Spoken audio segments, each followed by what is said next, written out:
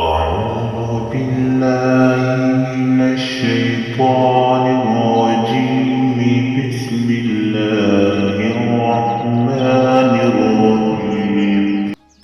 قل أعوذ برب الفلق من شر ما خلق ومن شر غاسق إذا وقب ومن شر النفاثات في العقد ومن شر حاسد إذا حسد.